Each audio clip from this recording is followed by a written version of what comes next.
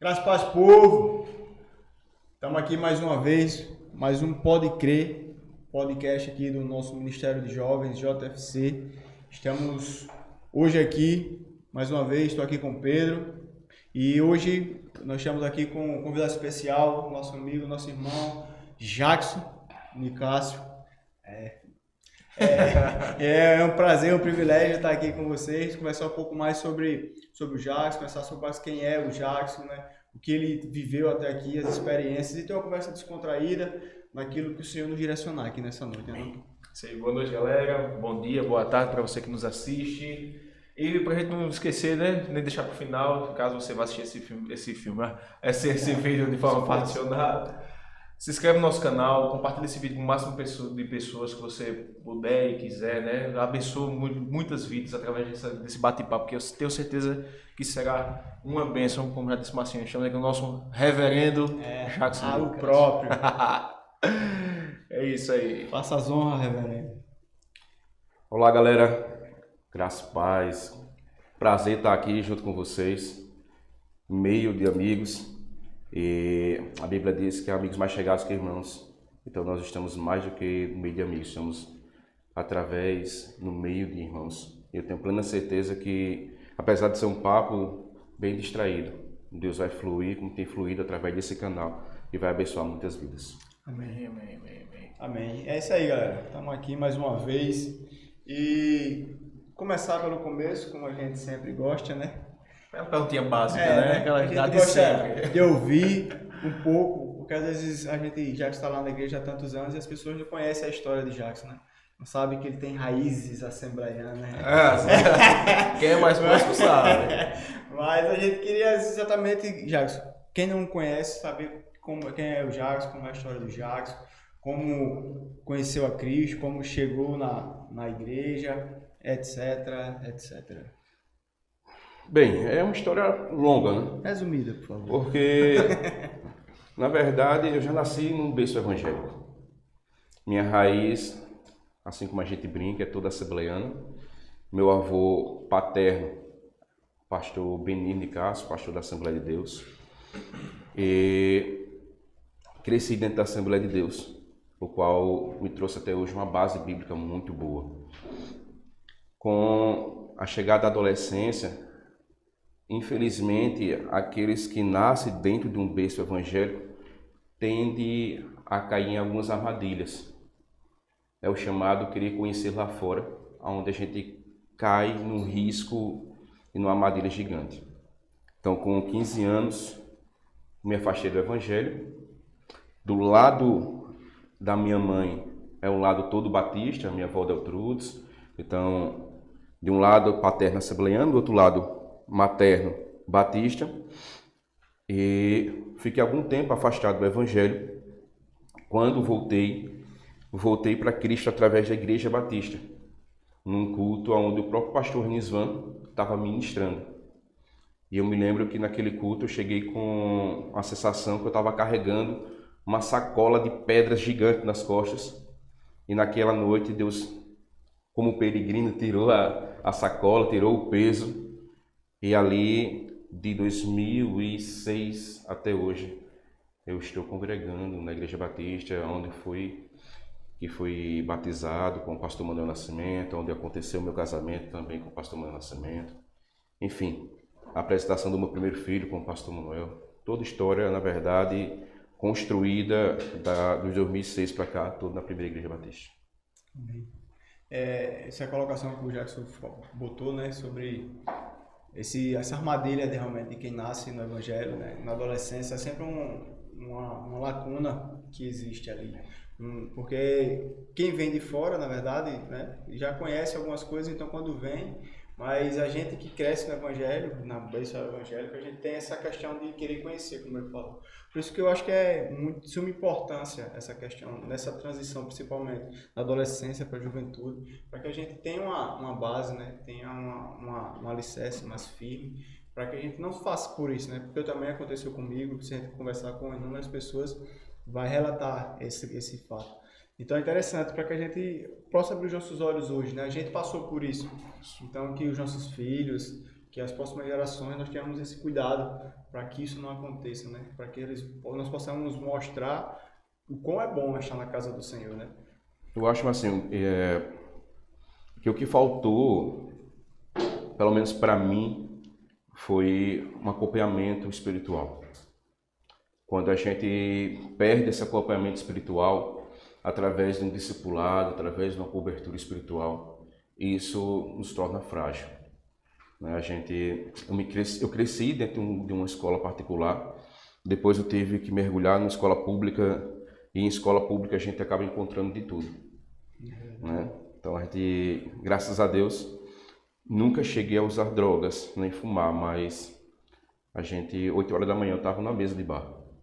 Quando me afastei do Evangelho, 8 horas da manhã eu estava na mesa de bar. E senti falta naquele período do que a gente propõe hoje lá na PIB de Palmeira, que é um acompanhamento espiritual, que é um discipulado, que é de fato algo que esteja ali.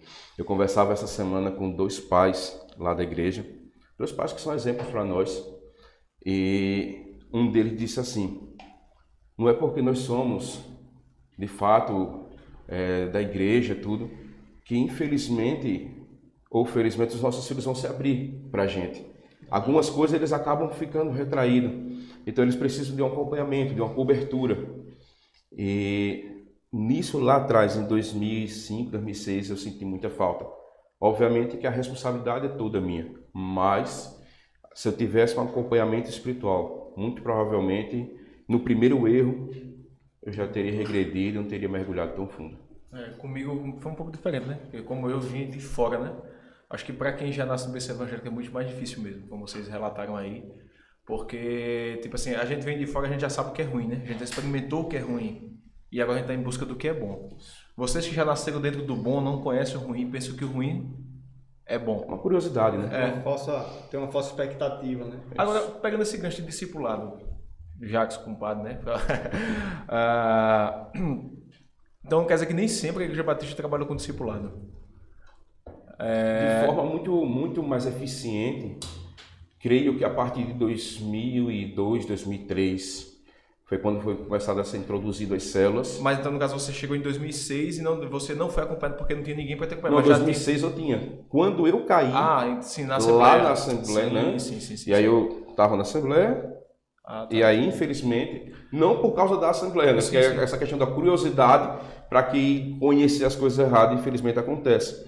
E a Assembleia não trabalha com discipulado? Naquela época, não. Hoje, eles têm um acompanhamento e têm uma cobertura espiritual maior do que tinha lá atrás. Hoje, eles não focam tanto nas células. Eles não têm células, mas eles têm um acompanhamento espiritual. É porque o X é bem interessante isso, principalmente você que tem mais vivência nesse meio do que nós.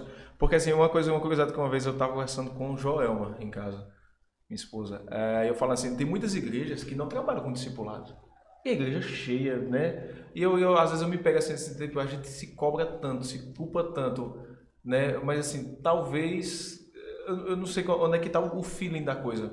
Porque é justamente isso, assim, você vê uma igreja como a Assembleia de Deus, agora está trabalhando, mas a Assembleia de Deus toda a vida foi uma igreja gigantesca, de número de pessoas, né? Mas como o próprio relato de quem nasceu dentro, né? Nem sempre teve esse acompanhamento espiritual com um discipulador. Não teve. Eu até mesmo acho, Pedro, que estatisticamente falando, nós somos aproximadamente 50 milhões de evangélicos no Brasil.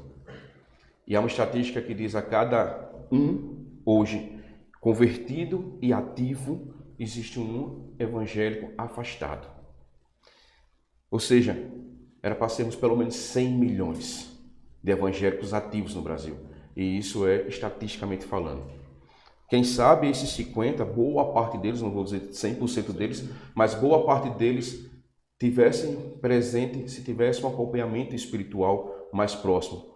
A gente tem um costume de jogar tudo nos peitos do pastor, seja qual for ele. Imagina um pastor gigante, uma igreja gigante, como a Assembleia de Deus, por exemplo. Sei lá, 3 mil, 4 mil, 5 mil pessoas. Como é que ele vai discipular?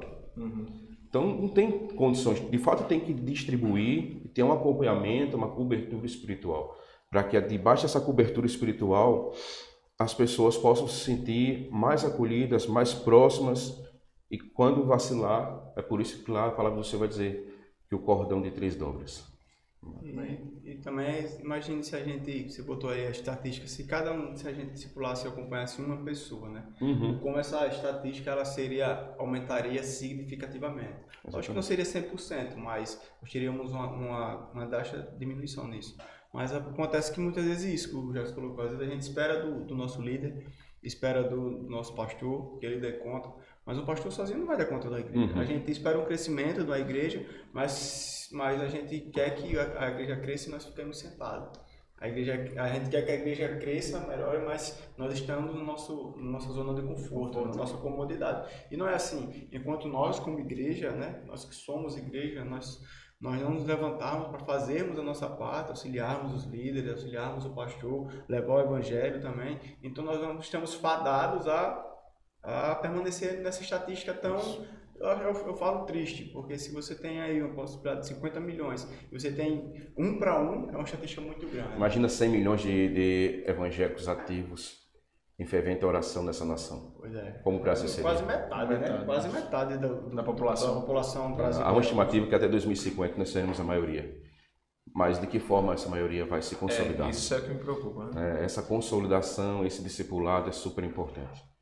A gente tem visto cada vez mais a importância de, não somente dos pais discipular os seus filhos, mas como esses mesmos pais relataram, a gente tem uma cobertura, um acompanhamento também.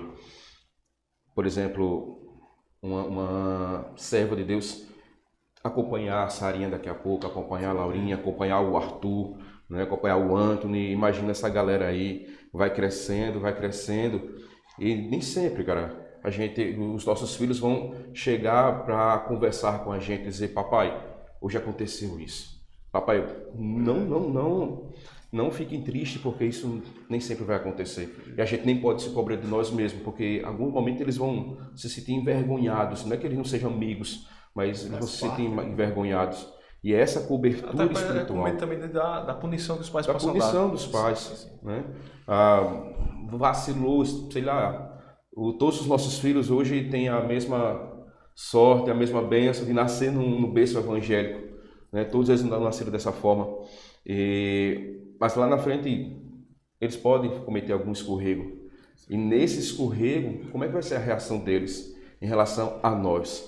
Então, essa cobertura espiritual é super importante. E principalmente quem está dando essa cobertura espiritual. Não é qualquer um, mas é quem é que está dando essa cobertura espiritual. É aquilo que você falou, Marcinho.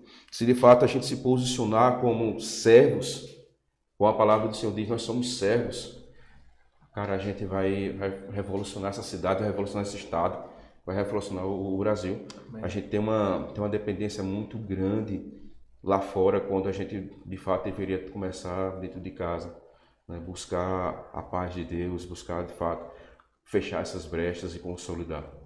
Mas voltando um pouco para a história de Jackson, a gente te conheceu, eu e Marcinho, e até hoje tipo, a gente sempre quando nós conversamos assim, fora das gravações que a gente bota o papo em dia, a gente percebe um Jackson muito proativo, um Jackson que tipo assim, não tem medo, pega a bronca mesmo e diz, pode jogar aqui no meu peito que eu domino e vou, né? Não sei se tem coordenação motora para isso, mas a gente assim, eu domino, depois eu tô aqui, tipo, é aquele Jackson que tipo, não arreda o pé. A gente conheceu o Jackson líder, mas como é que começou, Jackson, esse chamado teu dentro da igreja?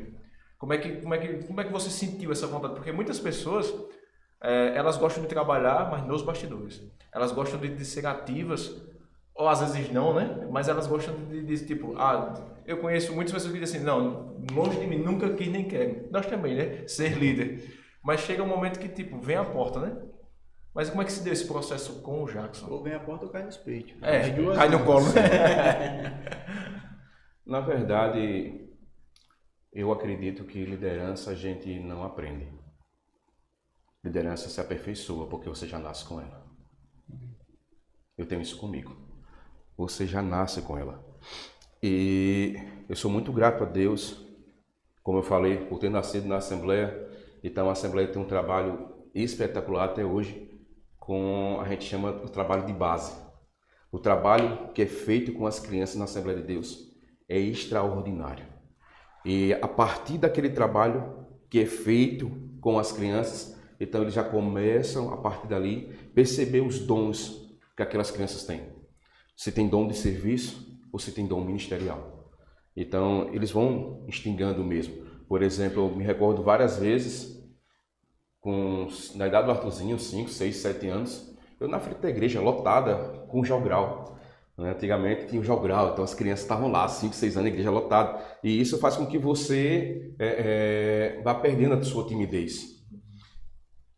A escola bíblica dominical também, então eles colocavam muito para a gente ler de fato a Bíblia. Imagina aí crianças, adolescentes devorando a Bíblia. E tinha competição, na época tinha a chamada gincana, e isso faz com que você também vá instigando. Com o passar do tempo, você vai percebendo que é natural. Não é algo que, quando o líder nasce, não é algo que foi imposto e você pensou várias vezes se iria aceitar ou não, porque você tem algum receio, você tem alguma timidez, você tem algum bloqueio. Quando ela vem, a liderança vem, obviamente que você vai orar a Deus por dar vontade do Senhor, né? Você não vai pegar qualquer convite de toda forma, você ora a Deus, mas quando a liderança vem, a tua proatividade já é tão ligada ali no 100% que é natural você já dizer, estou aqui. E eu acho que o líder, o maior exemplo, é como o próprio a Bíblia fala, do Senhor Jesus. O líder é aquele que serve, cara. Então, quando você vê alguém servindo constantemente, pode ter certeza que de repente ele pode ser um bom líder. Beleza, mas foi assim que se deu lá na nossa igreja na Batista? Como foi que deu assim? Não deu nenhum friozinho na barriga não? Qual foi? Frio até hoje, cara. Foi a primeira liderança foi que célula? Primeira liderança foi 2008 com célula. 2008 com célula. Já foi com a Ágape? Já? A Ágape foi quem fundou, fomos nós. Não tinha célula de jovens nos sábados. Tinha filos nas terças-feiras. E a gente tinha uma necessidade grande de fazer culto dos jovens aos sábados, porque tinha muitos jovens que estavam estudando já naquela época. Segundinho, por exemplo, né, da minha época, então essa galera toda já estava estudando. E a gente, poxa, vamos fazer algo para essa galera estar aí presente nos sábados. Começamos com a célula.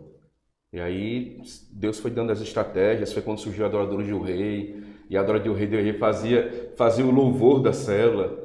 E nós chegamos a ter mais ou menos umas 100 pessoas dentro daquelas células.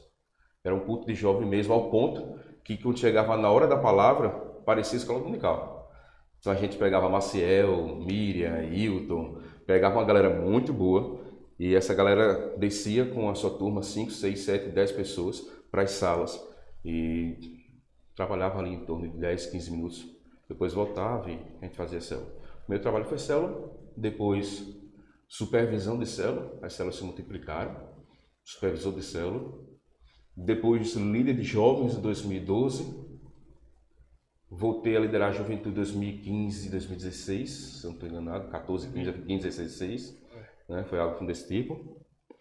Depois, a presidência do Conselho Fiscal, 2 anos na presidência do Conselho Fiscal.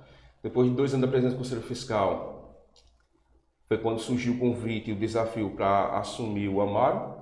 A gente assumiu o Amaro, 2 anos e meio lá no Amaro, e 2 anos liderando também o Ministério de Evangelismo, que é responsável de forma geral pelas congregações.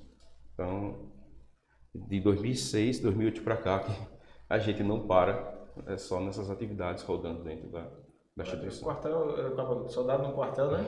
Quer serviço, né? É interessante que a gente fala porque Jackson foi quem antecedeu, né, a gente na frente do Ministério de Jovens. Nos liderou, né? Lá atrás. E antecedeu o nosso agendamento na liderança. Então, eu sempre aprendi muito, isso que o Pedro falou, na coisa da proatividade, sempre aprendi muito com o Jackson, né? Então, é massa porque a gente vê a história do nosso ministério, né? Começou lá atrás.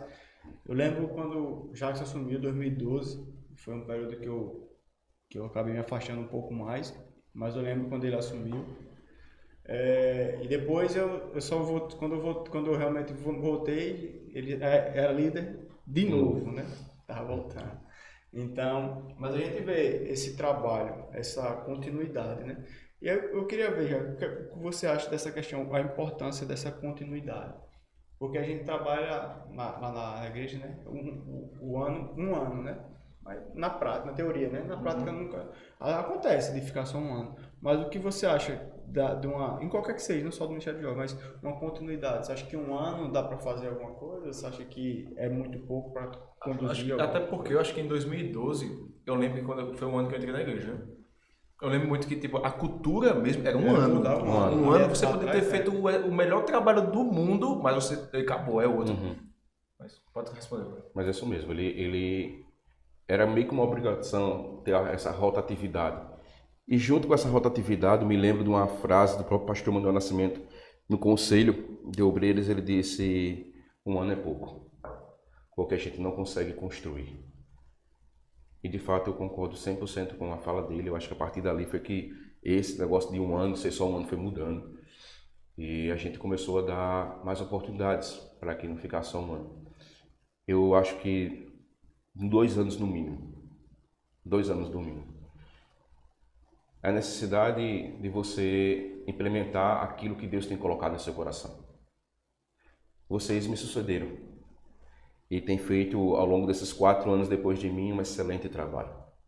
Vocês aperfeiçoaram, vocês permitiram que o Espírito Santo corrigisse alguns erros que a gente deixou lá atrás. E vocês permitiram que o Espírito Santo fizesse mais do que isso, aprimorasse. Então, 4 anos, e veio que, provavelmente para vocês, são 4 anos que queria cabelo branco, queria muita dificuldade, mas olha o quanto vocês produziram, e se fosse colocar tudo isso em um ano só, não daria. Dependendo principalmente de como você herda aquela liderança. E a gente vê, sabe, quando o Pedro coloca que antes era de ano em ano, a gente vê que realmente existia uma dificuldade muito maior de você ter um grupo, né, de você ter, porque eu acho que um grande fator, voltando àquela questão, que leva a gente a se afastar da igreja é o fato de não ter relacionamento dentro da igreja. Porque nós somos seres sociáveis, né? Nós fomos criados dessa forma, para relacionamento. Sociais, para nos relacionar. E às vezes a gente chega em uma fase da nossa vida e nós não encontramos com quem nos relacionar dentro da nossa igreja, né? Pessoas da nossa idade e tal. E às vezes isso acaba nos afastando. Nós sabemos que quando nós somos jovens, nós somos influenciados demais pelo meio. Então, se a gente não tem amigos, se a gente não tem pessoas para estar em momentos de comunhão dentro da igreja, a gente inevitavelmente vai sair. E a gente fala isso por experiência própria. E então, quando você tem você demonstra, eu na minha visão, essa continuidade, você consegue formar laços. Você consolida, você exatamente. amplia, você corrige. Eu acredito que o primeiro ano é um ano mais de planejamento. É o ano do líder, eles botar o joelhinho de fato no chão, todos os anos ele fazer isso, mas, Senhor, o que é que o Senhor quer que através de mim seja aperfeiçoado? O que é que o Senhor quer que através de mim seja constituído? Por exemplo, através da vida de vocês, hoje nós temos o podcast Pode Crer. Através da minha vida, quando eu assumi lá, a primeira pergunta que eu fiz: Senhor, o que é que o Senhor deseja para que de fato seja fixo? Havia uma história de competição.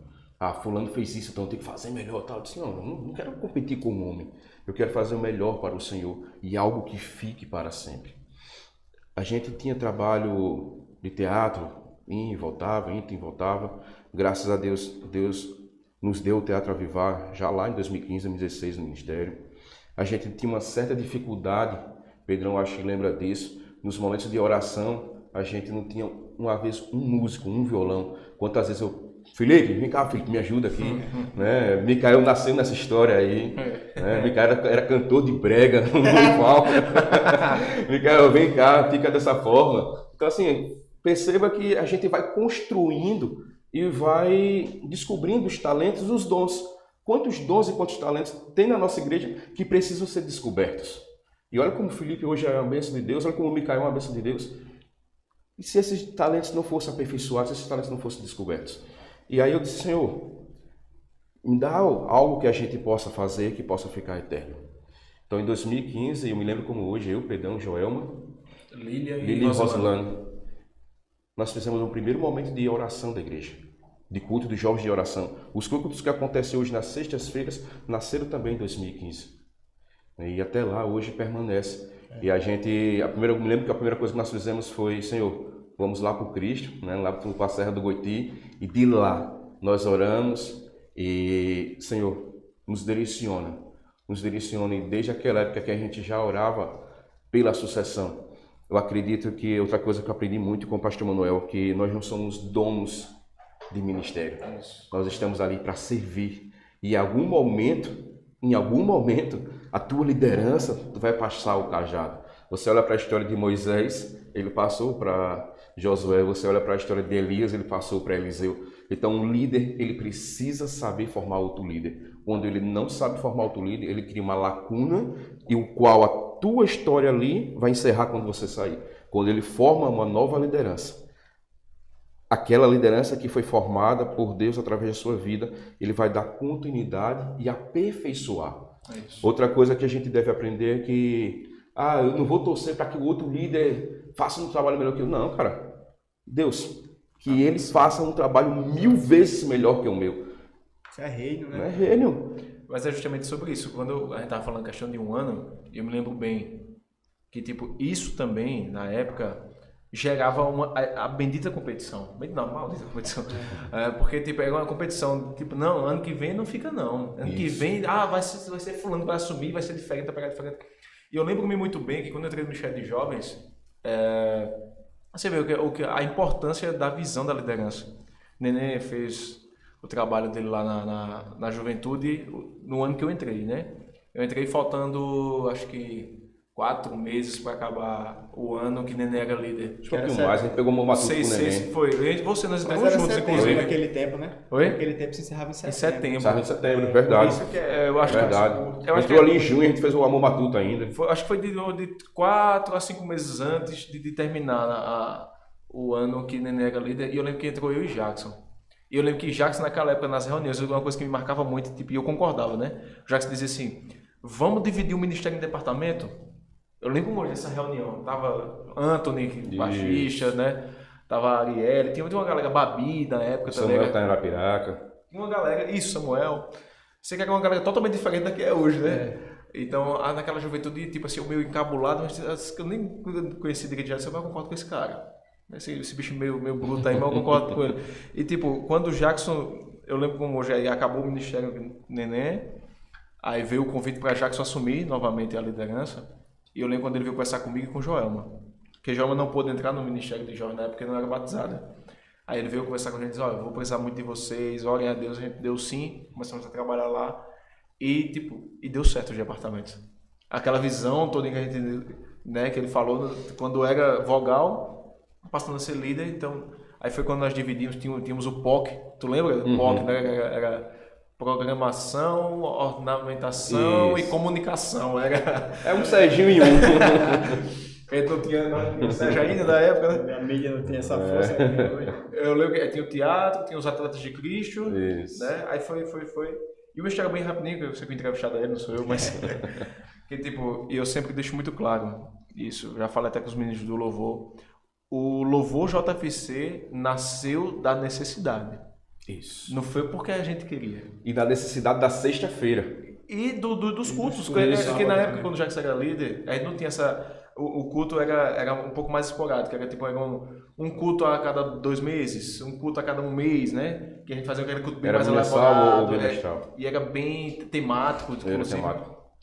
Aí, eu lembro que o JFC nasceu nessa necessidade. De uma reunião, aí ficava Jackson e Thaís... Tu sabe tocar violão, por que tu não chama mais uns 2 e começa a tocar um louvor? Eu disse, não, para com isso, mas a gente pode dar ou não, né? Mas quando é projeto de Deus, flui. E hoje a gente olha, a gente tinha 1, 2, 3 pessoas a posto. Olha quanto nós temos hoje dentro lá do louvor do JFC. 12. Não vai caber não ali em cima. 12. Nós já tá topando no outro aqui. E se a gente for buscar, a gente vai ter muito mais. Vai. Mas tudo começou com oração, cara. Exatamente. Era isso que eu queria perguntar. Qual foi, assim, o maior desafio, né? Ali atrás, quando você assumiu, qual foi o maior desafio que você viu ali, naquele momento, né?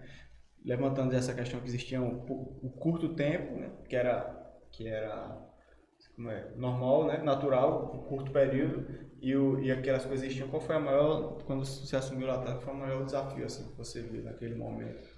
Mas assim, eu carrego um lema comigo que é o seguinte: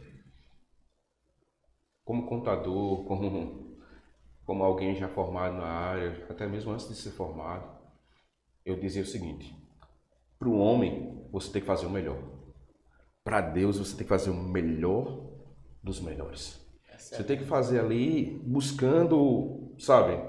Buscando, você não está fazendo, não está trabalhando para qualquer um, cara. Você está trabalhando para o Rei dos Reis, Senhor dos Senhores. Você está trabalhando para alguém que te deu a vida, para alguém que é o dono da sua vida. Então, por que você vai fazer qualquer coisa?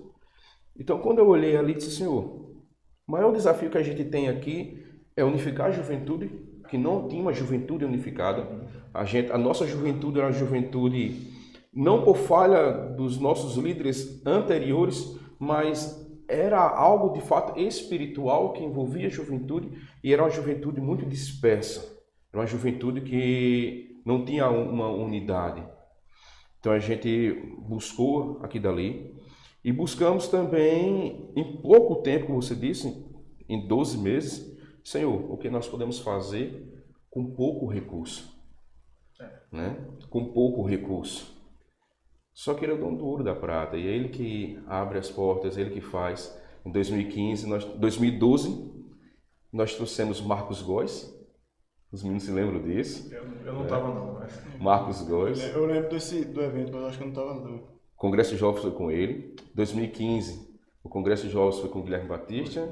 2016, o Congresso de Jovens foi com o Leandro Vieira. E aí você vê que tinha pouco recurso, mas era um pouco recurso que Deus multiplicava. Então, fazer tão pouco, fazer muito em tão pouco tempo era o maior desafio.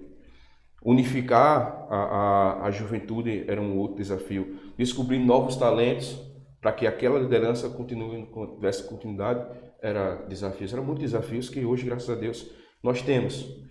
Mas talvez já superamos muitos daqueles que ficaram lá em 2015, 2016. Uma coisa que eu aprendi, que você foi falando aí, é essa questão de descobrir, né, novas pessoas, talentos. E uma coisa que eu aprendi, né, vendo, é que realmente nós, os jovens, né, precisam de serviço. Por muito tempo eu vi uma cultura onde a liderança trabalhava e os jovens apenas ficavam sentados, né, no banco.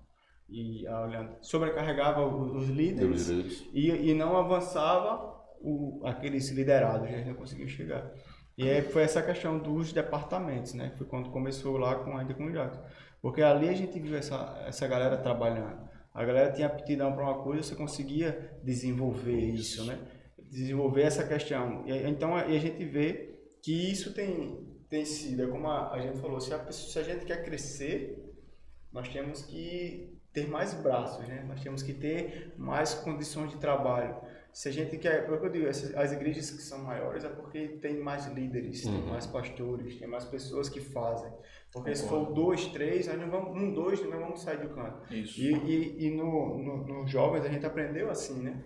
A gente aprendeu já vendo do Jacques essa questão dos departamentos, de você poder trabalhar, depois você poder trabalhar na questão da mídia, desenvolver a mídia, o Sérgio aí, a galera, você desenvolveu o pessoal do teatro, né? Que a gente vê, puxa, o próprio Pedro Lucena, quando o Pedro Lucena chegou nos jovens, um cara que era totalmente tímido, né? Um cara, e agora é o líder do teatro, tá aí, porque teve essa oportunidade de trabalhar, teve essa oportunidade de se desenvolver. Quantas vezes eu já vi jovens chegar e que a gente via que tinha potencial, mas não foi dado não precisa, são coisas grandes, são oportunidades pequenas do cara se sentir parte, né, de se sentir. O ser humano ele precisa se sentir útil. Pois é, e como igreja principalmente, nós somos um corpo, então para o corpo andar, as partes têm que funcionar. Então eu acho que essa questão é fundamental, né? E eu trago isso para a minha vida hoje. Porque o ministério desenvolve dessa forma, e se a gente quer para a nossa igreja um desenvolvimento, a gente precisa entender que a gente precisa disso, a gente precisa que nós nos movamos, né? Que nós possamos nos movimentar, possamos levar, possamos ajudar e fazer a coisa andar como deve ser. A igreja ela deve ser constantemente em movimento. Constantemente. Talvez a cultura do consumidor e não do servo, ela nasceu lá atrás. Verdade. Quando a gente não dava oportunidade para as pessoas trabalharem. Fica aí no banquinho que eu vou fazer, fica aí assistindo. Então essa cultura, sem a gente perceber, ela foi sendo impregnada dentro das igrejas. Eu não falo somente da PIB, Palmeiras, mas eu falo de todas as igrejas. Né? A gente encontra dificuldades em várias. De servir, de ir a uma congregação, de fazer um trabalho. Cara, o reino de Deus é gigante. E a gente vê muito isso. Isso parte às vezes de cima. Isso. Quando a gente vê, né? E eu acho válido, mas até certo ponto, a questão do zelo, né? De você ter o zelo pelo como ser conduzido, se a pessoa é capaz para fazer e tal. E eu acho que isso é muito válido, mas a gente não pode ser extremistas. O zelo não pode nos impedir de que as outras pessoas evoluam. E a gente também não pode ser responsável de dar qualquer cargo, qualquer função a qualquer pessoa que acabou de chegar. Porque a gente tem certeza que todo mundo aqui já viu pessoas que morreram porque não estavam prontos quando receberam determinadas funções. Aí eu falo a questão da liderança. O líder nato, o líder que nasce líder, ele tem a aptidão de descobrir talentos. Ele não vai colocar alguém... O Jacques tem uma voz grossa, vai cantar lá baixo no coral. De repente não é dele. Vai matar o cara. Vai bater palma na trabalho. Vai matar o cara.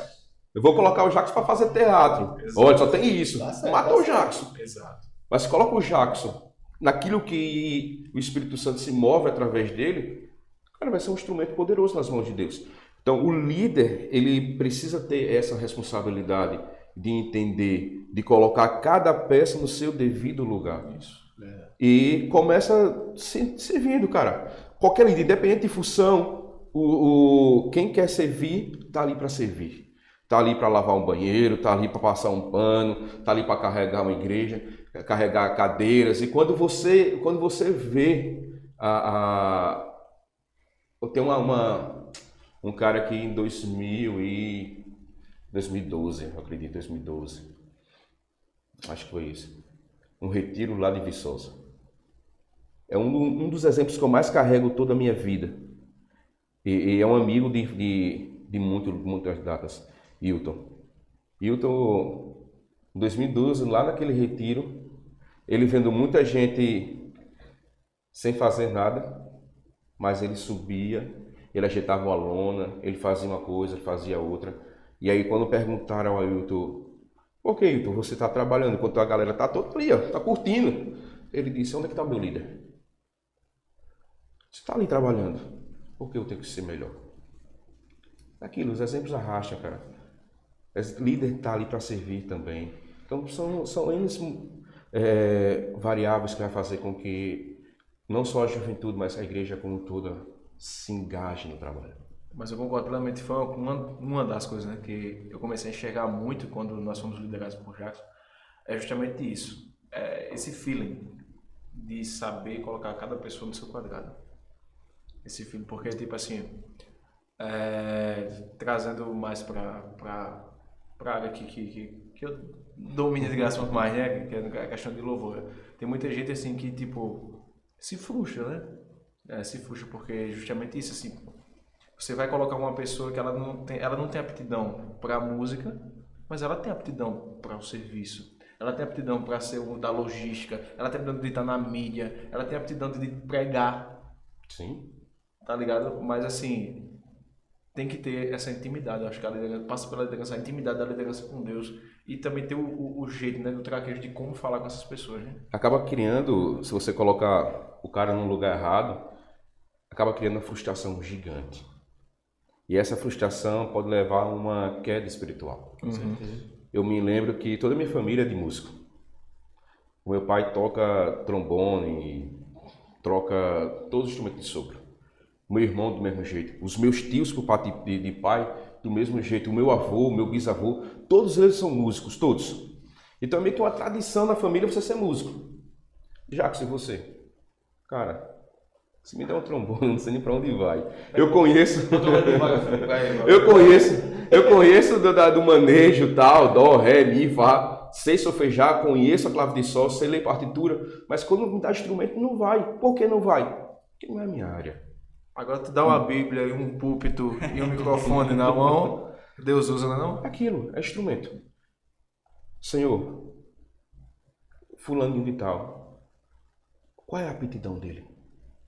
E se vocês fizerem isso com a juventude, se nós fizermos isso com os adolescentes, com os homens, com os casais, cara, como a nossa igreja vai explodir. Amém.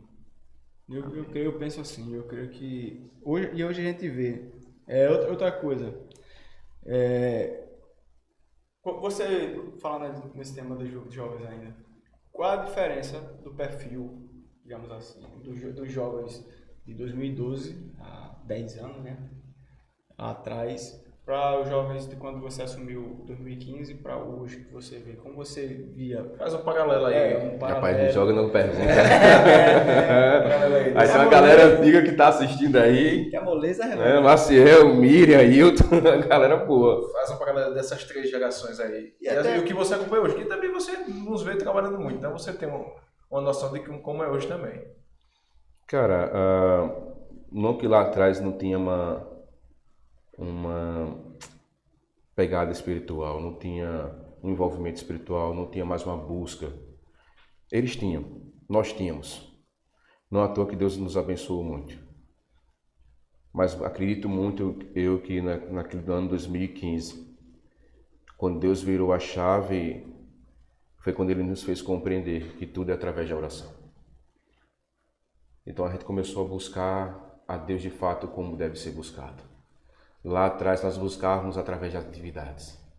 Era atividades através de atividades, atividades através de atividades, atividades através de atividades.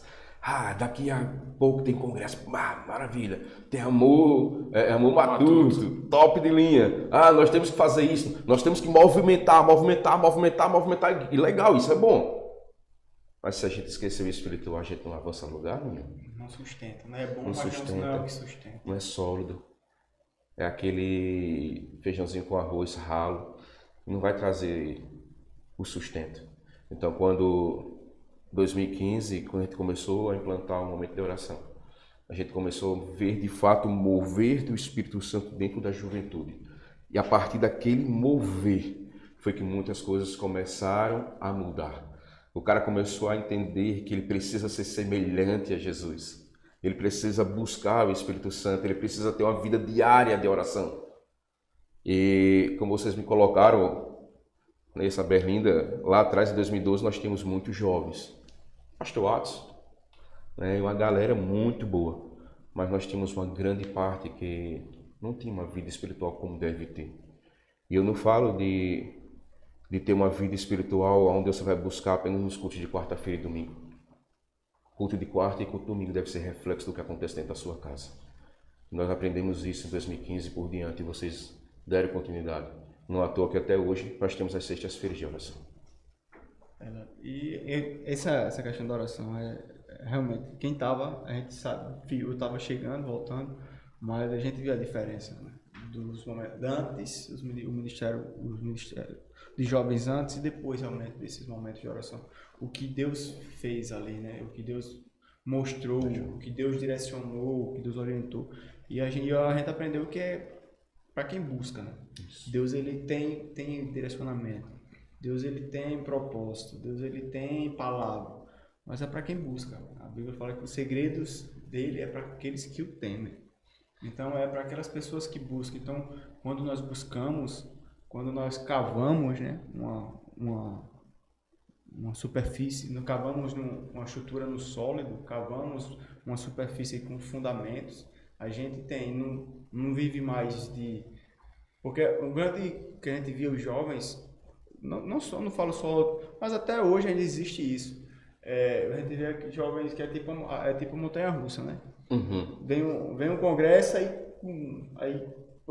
aí vem o tropa, aí vem outra coisa e fica oscilando nisso. Quando nós temos que entender que é Deus, né? Ele é o firme fundamento. Então, quando nós estamos nele, a gente está aqui, ó. vai em congresso, a gente dá aquela subida, mas a gente pode baixar, mas a gente permanece no padrão, porque não é por movimento, mas é por espírito, não é por um sentimento, mas é por Espírito Santo. Então, essa base que eu acho que nós temos que trabalhar cada vez mais nisso, né? Para que as pessoas entendam, e não só os jovens, né? Mas que as pessoas do contexto geral da igreja entendam realmente isso, que a igreja não tem nada para nos oferecer, mas em Cristo Jesus nós temos absolutamente tudo que nós precisamos. Isso. Se a gente for olhar, Marcinho e Pedro, cada geração contribuiu de alguma forma para o que nós temos hoje. Tem A o seu geração, papel, né, fez o seu papel. A geração que foi liderada pelo Nenê teve o seu papel importante. A geração que foi liderada lá atrás pelo pastor Adinaldo, pelo Olegário, né, por Neno, Renisvan, pastor Renisvan, enfim. Hebe Alisson, e lá atrás mesmo, né? Yazimiel, Uda, aquela galera lá atrás que a gente vai perceber, cara, que a gente para ouvir as histórias deles. Os caras subiam em cima de caminhão e evangelizar, né? Tava nem aí, eles não estavam nem preocupados. Hoje você chama meia dúzia de pessoas, tem carro, é no ar-condicionado, é aonde? Os caras subiam em cima do caminhão e estavam lá evangelizando. Muitas vezes levando pó no rosto, com um gosto de terra na boca, mas o prazer deles irem evangelizar no sertão, né, na associação sertaneja. Plantar a igreja. Né? Eu ouvi muitas vezes o pai de Felipe, o nosso querido Manuel Rocha, muitas vezes falar sobre isso. E aquilo ali aquecia os nossos corações. Então, ver que gerações lá atrás fizeram um papel também, nos ensinaram também. Foi uma construção, né? Foi uma construção. São etapas de construção. Mas vocês falando aí, principalmente já falando lá da Juventude de 2016, eu lembro muito bem do Congresso Leandro Vieira. Eu não sei se vai ter no YouTube, mas se tiver, dá uma buscada lá. A pregação do pastor Leandro Vieira quando veio para a nossa igreja. Também não sei se foi 2016 mesmo, foi 2017 não. Foi 2016. Que ele teve duas palavras que eu lembro. Eu não lembro em si da profecia, mas eu lembro que ele olhou para Marcinho. Foi 2017. 2017, né? Foi 2017. Foi 17, foi 16. Foi agosto de 2017. Exato. É porque nós assumimos em setembro de 2017, nós assumimos. Não. Foi? Você assumiu em dezembro. Houve uma transição. Não, foi mas mesmo assim, mas em setembro, mesmo independente da transição, não, você deixou a gente à frente. Não, mas foi, ainda era setembro, né? Foi setembro. A gente começou Foi. Começou dezembro depois. E eu lembro muito bem que ele olhou para Marcinho e ele disse: "Você acredita em profecia?" E Marcinho olhou para a nossa cabeça que sim. E ele entregou uma profecia que tinha algo a ver com essa continuidade do fundamento espiritual da juventude, né?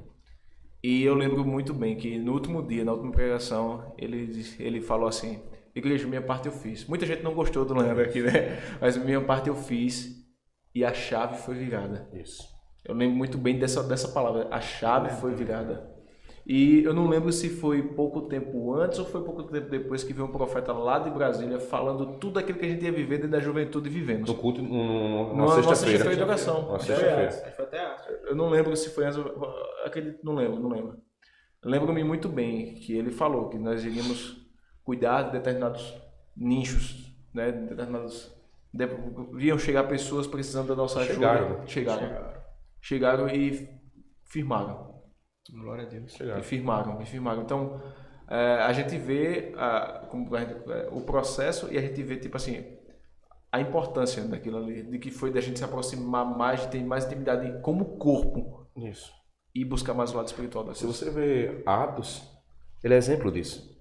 Eles viviam de casa em casa, compartilhando o pão, na comunhão e na oração. É o segredo. A gente pode inventar qualquer coisa hoje nos dias de hoje, mas a base permanece a mesma. Comunhão, oração, leitura da palavra de Deus, santificação. E se você tiver todos esses pilares preenchidos, essa busca constante, não vai ser só a juventude, é a igreja como um todo. Amém. É o Brasil como um todo. Não vai ser só 50 milhões, vão ser 100 milhões. A gente não vai ter uma bancada evangélica dentro da política, não faz de conta, nós teremos pessoas que irão influenciar na Câmara de Vereadores, no Legislativo, no Estadual, no federal, nós teremos de fato uma nação transformada e rendida aos pés de Jesus. A começar de nós, né? A começar de nós. Mas tem uma perguntinha bem legal que eu lembrei agora. Fale. Que eu lembro que a transição que se deu de nome Ministério de Jovens, nós nunca deixamos de ser Ministério de Jovens, fique claro isso, né? Mas assim, a gente quer perguntar a você se você lembra como e por que se deu o nome JFC. Que foi Jacques Que foi quando era você. Ele apareceu com isso, não. Foi. Jovens Fortes em Cristo, eu lembro. Jovens, vos escolhi porque sois fortes. Foi. Tem essa palavra de Deus, já venceste os malignos. Então, Deus me deu, de fato, esse versículo que queimou no meu coração. Existe uma mudança também, era uma outra cultura, que a cada liderança que era constituída, então essa liderança mudava o nome, como se fosse um subtítulo, né? Ministério de Jovens, JFC, Ministério de Jovens, sei lá, foram tantos nomes que a nossa juventude já teve. Isso eu não sabia, eu pensei que JFC tinha sido o primeiro. Não, foram vários nomes, mas ali Deus consolidou o nome JFC. 2015, aí teve a quebra de barreira, porque me deram mais um ano de ministério, então o nome JFC permaneceu. Deus permitiu que vocês que estavam na vice-liderança continuassem, então vocês permaneceram com o JFC, e o JFC, o nome ficou consolidado hoje, mas foi a partir daí. Senhor, aí ele vai me dar um versículo que está lá nas cartas de João: Jovens, vos escrevi porque sois fortes. JFC. E eu lembro que a nossa primeira logo ficou bem parecida com a logo aí de outra instituição. Na época a gente teve que mudar e tudo. Eu lembro muito. Na verdade, o Pedro Lucena, ele quebrou isso aí quando ele trouxe e disse: pai, vamos colocar o nome Ministério. O outro era JFC. Não era Ministério JFC. Quando colocou o Ministério JFC, acabou com tudo que tinha de... E a gente criou também foi a primeira vez que a gente criou uma logo. Isso, foi uma logo. Uma logo mais, assim, mais feita de dentro, né? Não era essa ainda, era outra. Era um Jzinho que tem uma cruz no meio. Isso. Né? Tem uma cruzinha no meio. O J era uma cruz, salvo engano. O J era o F no meio. Não é mais não. Não lembro mais, mas você que tem uma cruz no meio. Tinha os elementos, agora como era, irmão, só vendo aí, achando lá atrás.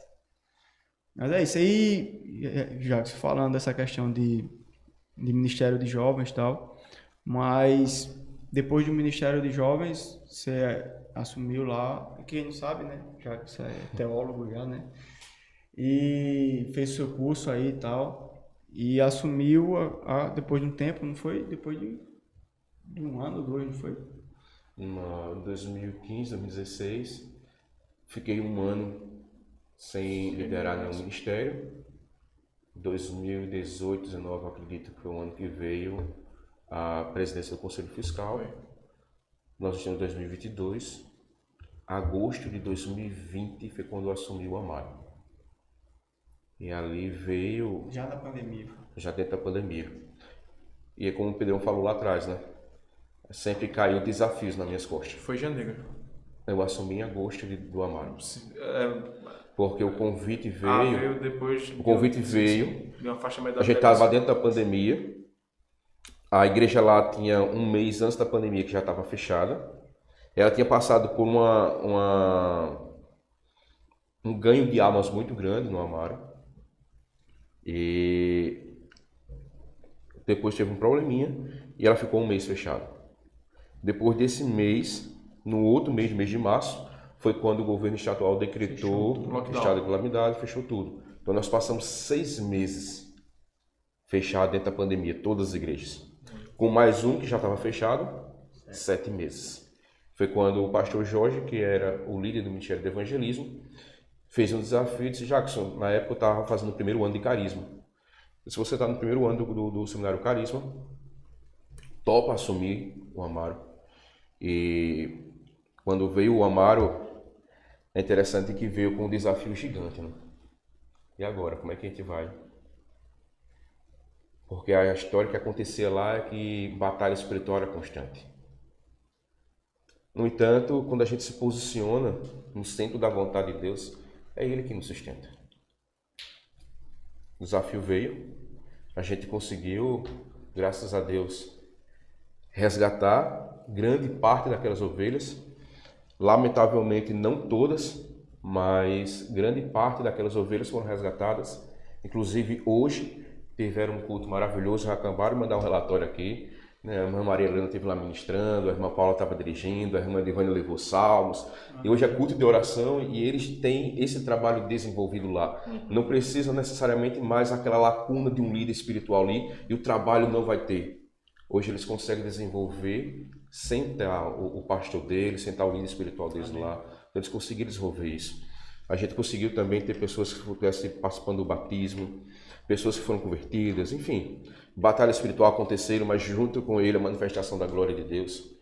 Eu digo direto, de todas as congregações que nós temos, eu amo todas elas.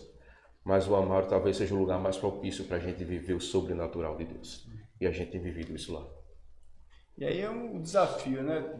2, 3 desafios em cima de um, porque além de ser novidade, assumir uma congregação, é diferente de assumir um ministério, quer que não, você tem ali a questão da igreja, você está dentro da sede, você tem uma cobertura ali mais, e ainda mais na pandemia, né? Dentro da pandemia. Uma coisa 7 meses parado. Totalmente fora de contexto de tudo aquilo que a gente já tinha vivido, né?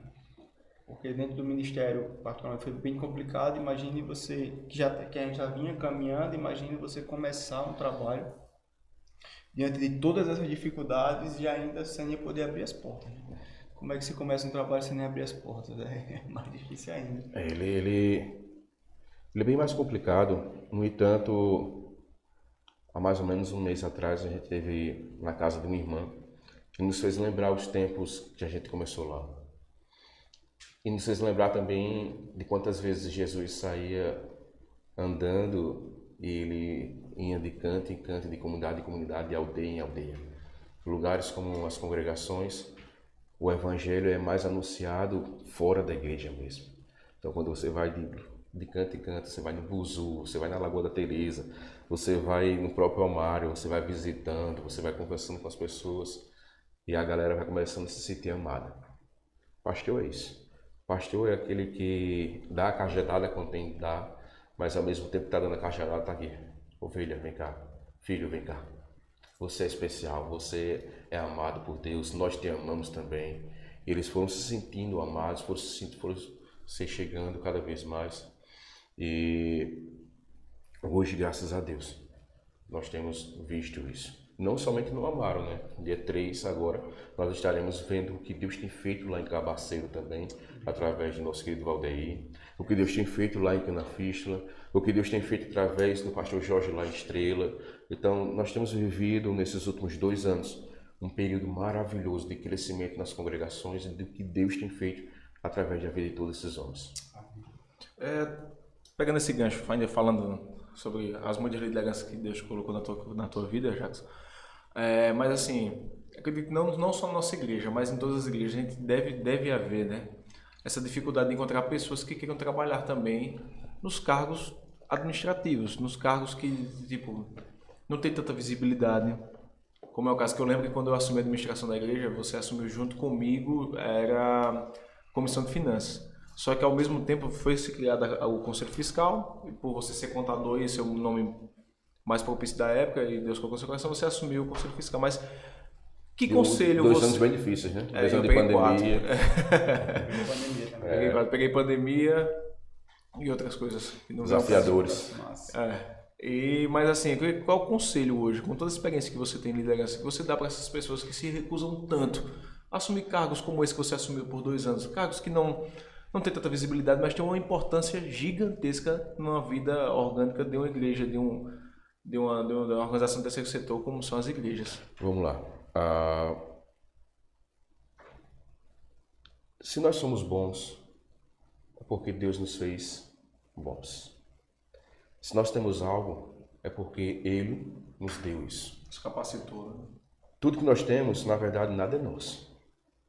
A própria palavra do Senhor diz que tudo é dele, por ele e para ele são todas as coisas. Cara, se você tem uma aptidão em uma área técnica, por que não colocar essa área técnica à disposição do reino de Deus? Já imaginou? Por exemplo, eu aceitei o desafio porque, como contador, como um contador público, como alguém que formado em ciências contábeis, especialista em contabilidade pública, e alguém que conhece bem o terceiro setor, como a gente conhece dentro das instituições eclesiásticas, eu coloquei à disposição aquilo que Deus tem me dado. Eu não estou falando apenas de uma habilidade espiritual, eu estou falando de uma habilidade técnica. Já imaginou? Médicos, cara, eu sonho com isso. Médicos que são convertidos ao Evangelho, eles disseram, uma vez por semana, o meu serviço vai ser gratuito lá naquela igreja. Eu vou atender aquelas comunidades. Uma vez por semana você vai ter um psicólogo atendendo ali de graça para a comunidade. Você está colocando o teu serviço, aquilo que Deus te deu como técnica secular, à disposição do reino de Deus. Você está honrando o nome de Deus através da sua habilidade técnica. Ah, mas é um trabalho que é feito nas escondidas. Para quem escondido? Para quem escondido? Para as pessoas até pode ser. Mas o Rei dos Reis, o teu chefe, está te vendo o tempo todo. E é para ele que você trabalha. Então, o segredo é esse, o conselho é esse. Dê o seu melhor para Deus, inclusive na sua vida técnica profissional que ele te capacitou. Amém. Amém. E outra coisa que a gente vê muito no Jackson, né? É essa questão do evangelismo, né? É algo que Deus sempre tem movido ele, que foi algo que no tempo lá do Michel J também era algo muito forte, os evangelismos que a gente fazia nas congregações. Muito, muito forte a gente fazia, estava sempre nas congregações. E aí eu queria Jackson, saber de onde foi que começou, né? Talvez não sei se o trabalho de célula, desde lá atrás, mas realmente esse desejo, que não é, a gente sabe que não é todo mundo, né? Uhum. Que tem esse desejo, que tem essa aptidão, que tem que gosta realmente de fazer. Nós vemos pessoas que preferem estar dentro, mas você é um dos caras que realmente a gente vê que quer e tem esse desejo de estar para fora da igreja.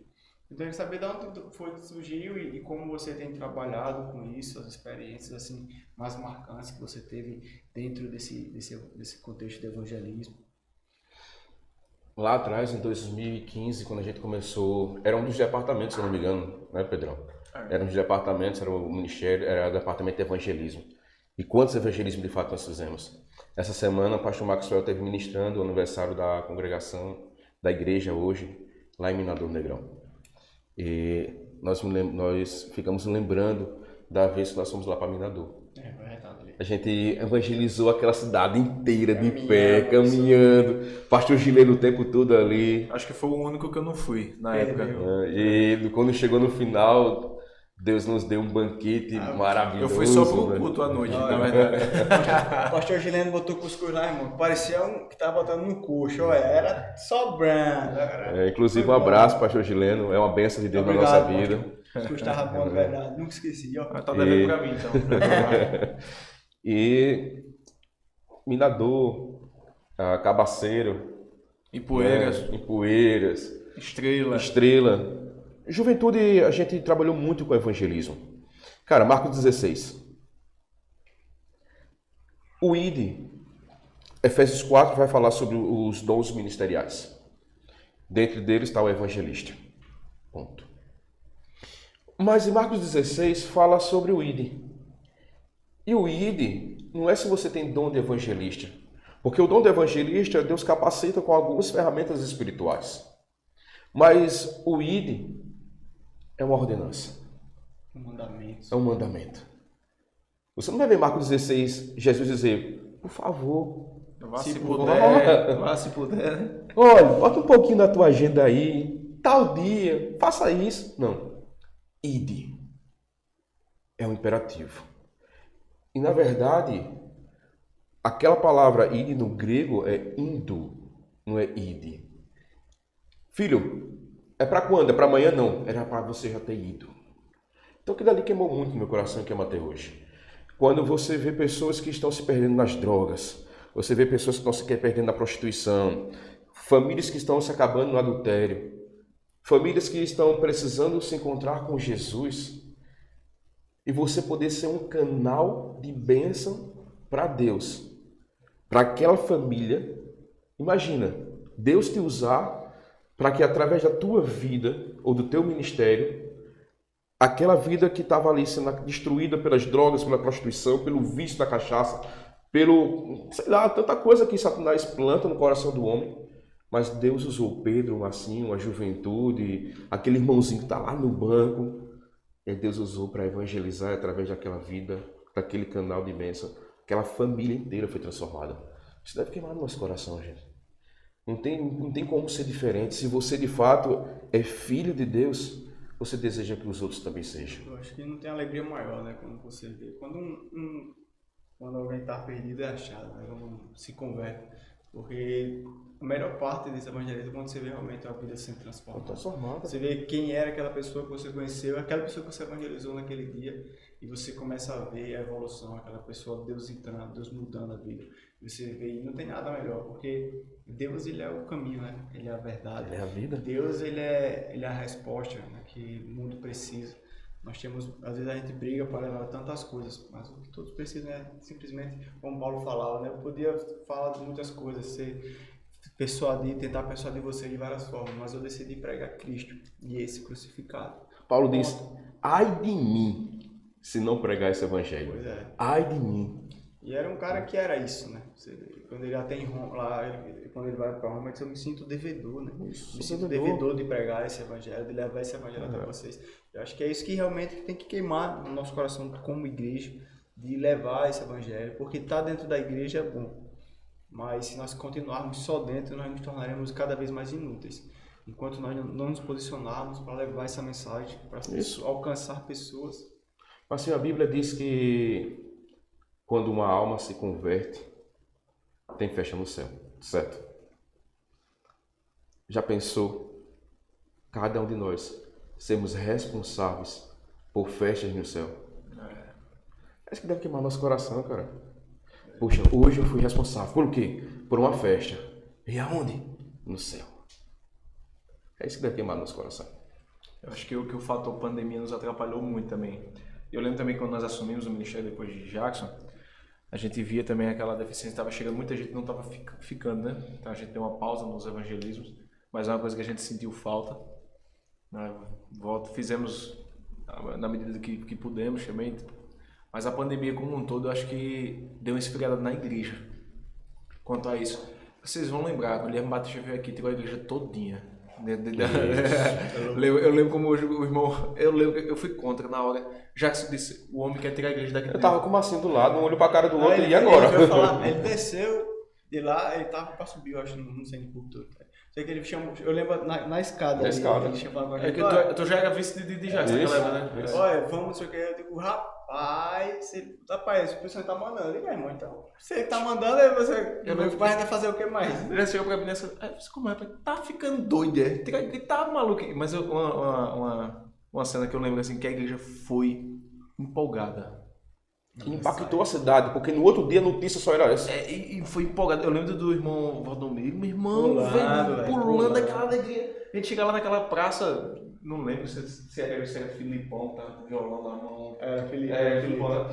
A gente com o violão lá, a gente tocando, foi aquele culto na praça, aquela coisa rápida, depois voltamos, mas a gente saiu. A galera. Hoje, pode ser que eu esteja errado, espero que esteja. Mas eu não vejo a igreja. Não estou falando de um ministério A ou B, mas eu não vejo a igreja do Senhor com esse ímpeto mais. Mas é isso que eu digo, Pedrão. Eu digo direto, cara. Eu posso estar até errado, Deus me perdoe, meu pastor Renisvan me perdoe. Mas se a igreja tiver o DNA do ID, todos os ministérios estarão evangelizando. Não dependendo de um para evangelizar.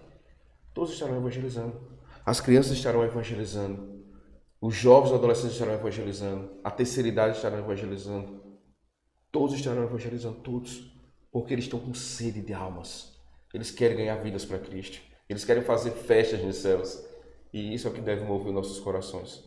Então, e um trabalho que o pastor Nilson vai começar a fazer agora em 2023, que é fundamental e provavelmente preenche aquilo que você acabou de dizer, Pedrão, que nós ganhávamos, mas não ficava, era a ausência de consolidação. Então Deus já colocou no coração do nosso pastor, aonde em 2023 nós teremos um trabalho específico voltado para consolidação e discipulado.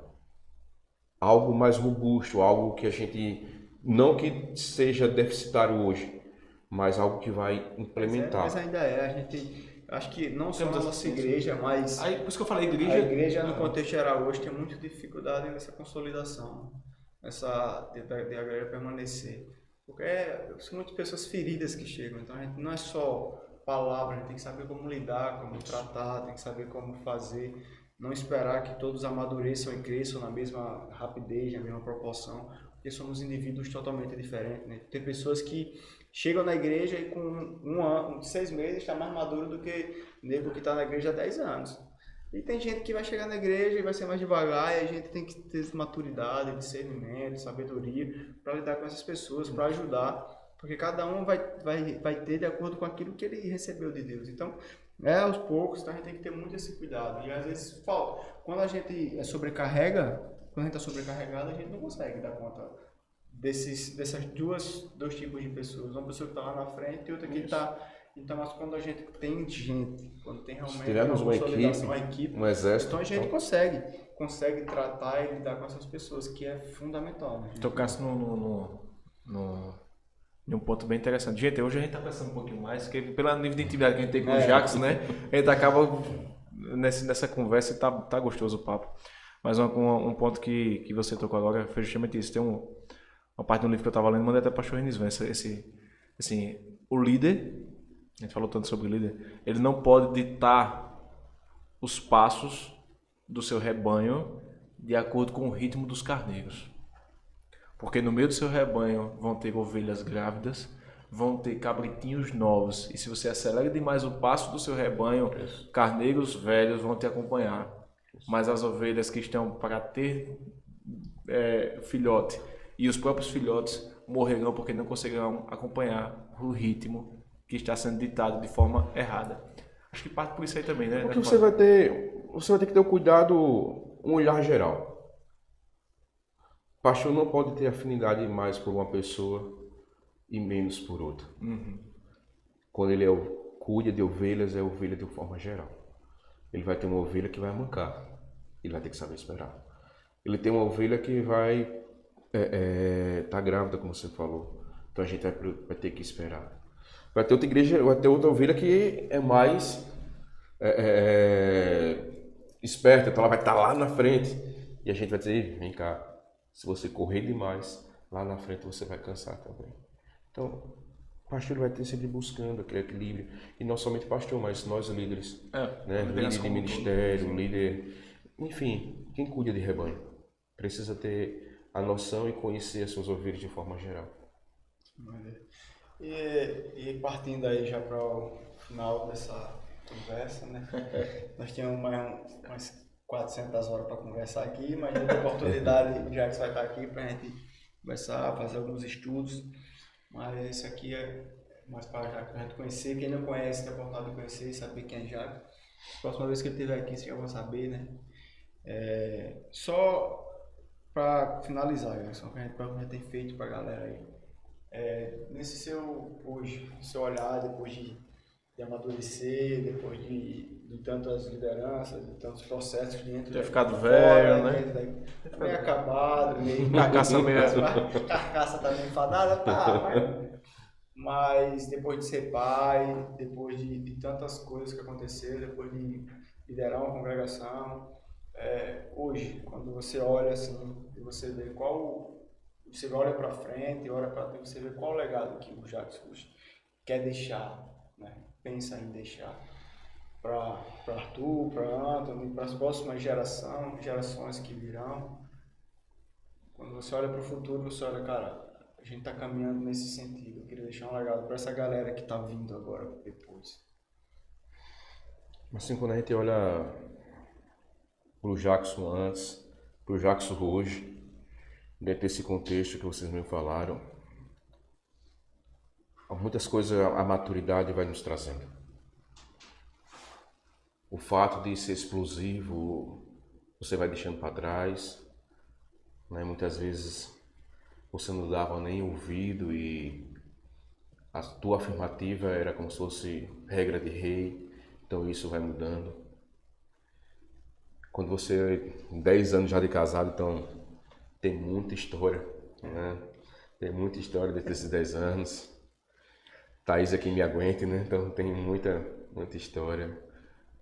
Mas, cara, quando eu olho para o futuro, eu vejo um futuro desafiador pelo aquilo que já está escrito na palavra de Deus, mas também cheio da presença do Espírito Santo. E o legado que a gente pode deixar é esse. Apesar das dificuldades que vão vir, que a gente seja cheio do Espírito Santo todos os dias. Se nós buscarmos a presença do Senhor todos os dias, se nós tivermos uma leitura da palavra do Senhor constantemente, nós veremos algo sendo transformado dentro das nossas casas. Hoje o Arthurzinho, ele já ora, independente do papai. O Arthurzinho já busca estar evangelizando, independente de mim ou não. O Arthurzinho, ele já tem isso, e quando perguntam a ele: Arthur, como você desenvolveu isso? Ele diz: eu vejo meu pai fazendo. O legado que nós devemos deixar para a nossa geração que está vindo aí é: seja o exemplo. Mas seja o exemplo que a palavra de Deus determina: sal e luz.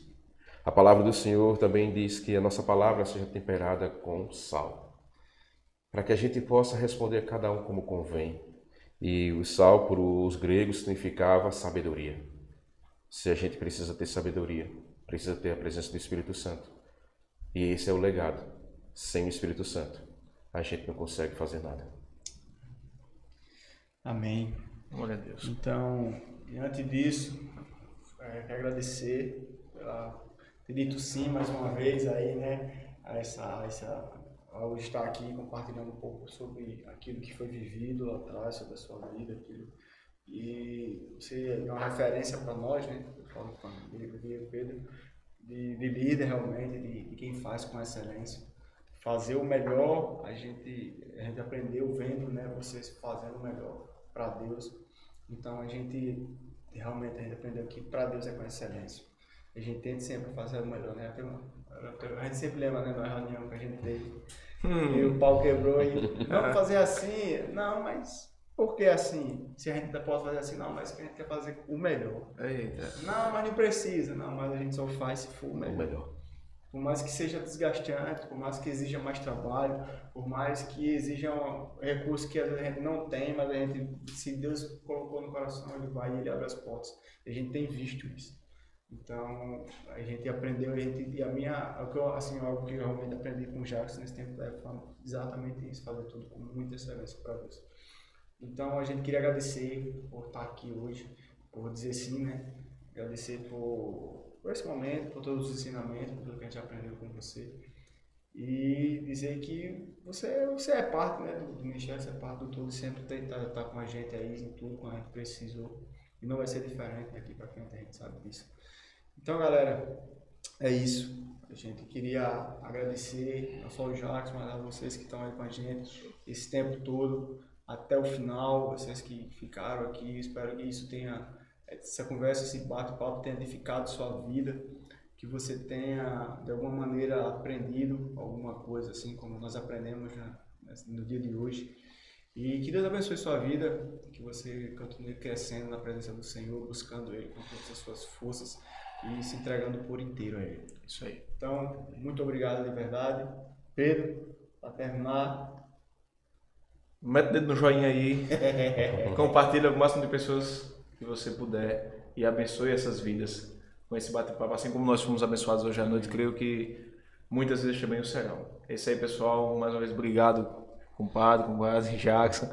Muito obrigado, pessoal, por ter ficado até aqui, como o Marcinho já falou. E é isso, até a próxima. Em breve, voltaremos. Deus abençoe. Amém. Um abraço.